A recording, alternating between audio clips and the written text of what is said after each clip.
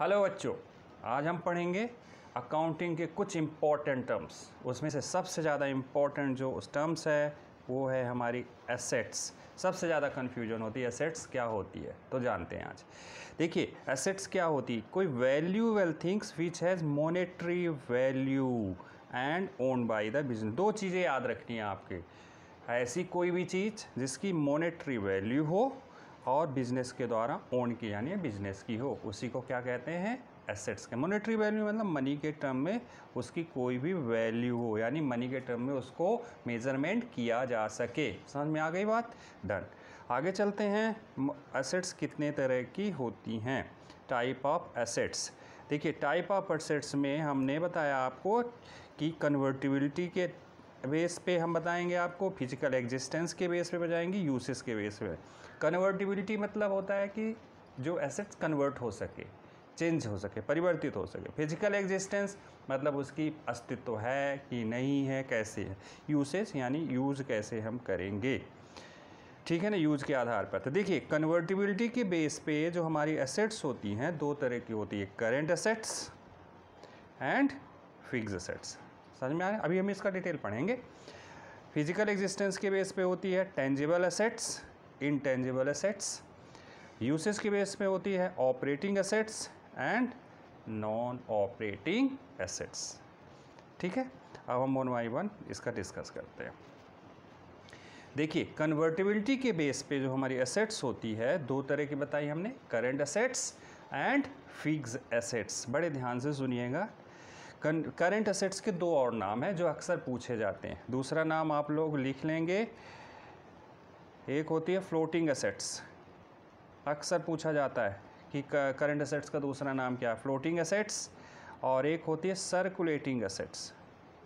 ठीक है, circulating assets. तो करेंट एसेट्स के कितने नाम हो गए, करेंट एसेट्स के टोटल 3 नाम हो गए।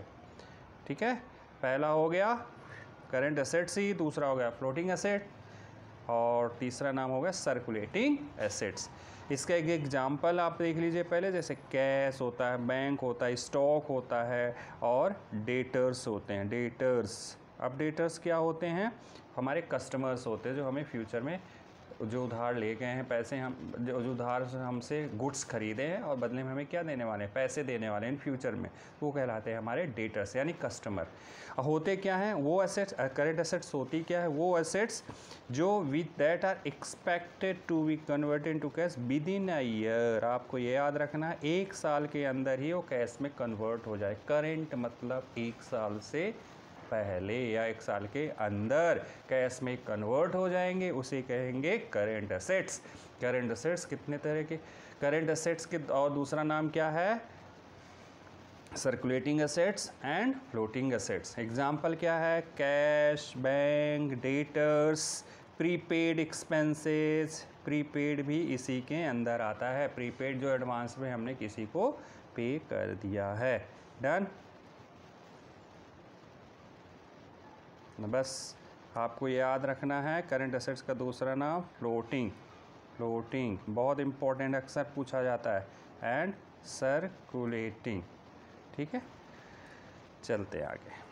अब देखिए फिक्स्ड एसेट्स। फिक्स्ड एसेट्स वो होती है, आपको नाम से ही पता चल जाएगा, करेंट एसेट्स का अपोजिट है, यानी जो कैश में कन्वर्ट होंगे लेकिन 1 साल के बाद होंगे और उनको जो यूज करने के लिए ख़रीदा गया है मोर देन 1 ईयर के लिए ख़रीदा गया। फिक्स एसेट्स मतलब जिसका यूज हम 1 साल से ज़्यादा चलेंगे। सिंपल लैंग्वेज में करेंट एसेट्स वो होती है जो इसका यूज हम विद इन द 1 ईयर कर लेते हैं। फिक्स एसेट्स वो होती है जिनका यूज 1 साल से हम ज़्यादा कर लेते हैं।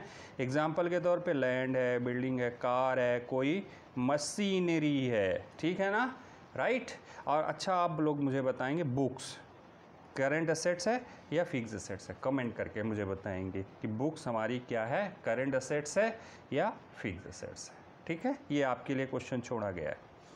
चलते हैं आगे। फिजिकल एग्जिस्टेंस के बेस पे जो हमारे पास करंट एसेट्स होती है, जो एसेट्स होती है वो दो तरह की होती है। एक होती है टेंजिबल, एक होती है इंटेंजिबल। टेंजिबल का मतलब होता है जिसको टच और सीन कर सकते हो, जिसको छू सकते हो और देख सकते हो, जैसे कि लैंड, बिल्डिंग, प्लांट, है ना, मशीनरी भी, यानी फिक्स्ड एसेट्स जो हमने पढ़े थे वही है। Land, building, plant and machinery सारी फिक्स एसेट्स नहीं हैं। और आगे आइए, इनटेंजिबल एसेट, इसका अपोजिट ले लीजिए, वो एसेट्स जिनको आप छू नहीं सकते और देख नहीं सकते, जैसे कि पैटेंट्स, गुडविल, ट्रेडमार्क। अच्छा, गुडविल क्या होती है? रेपुटेशन होती है किसी भी बिजनेस की। तो आप ये मत कह देना कि ये गुडविल है, लो हमने छू दिया, ऐसे ऐसे लिख के छूने को नहीं कहेंगे। गुडविल दिखाई नहीं देती, महसूस की जा सकती है, ठीक है ना। बिल्डिंग तो दिखाई भी देती। ट्रेडमार्क होता है किसी पर्टिकुलर कंपनी का लोगो होता है, जानते ही होंगे। पैटेंट्स क्या होता है? कोई डिज़ाइन आप अपने बनाओ, अपने नाम पे रजिस्टर करा लो, कोई फार्मूला बनाओ और रजिस्टर करा लो, वो आपका पैटेंट्स हो जाता है। जैसे दवाई है, जैसे कोरोना की दवाई जो चल रही है, बायोटेक वाले ने अपने नाम पे रजिस्टर कराई, तो पैटेंट्स हो गया। पैटेंट्स के बदले वो क्या लेते हैं?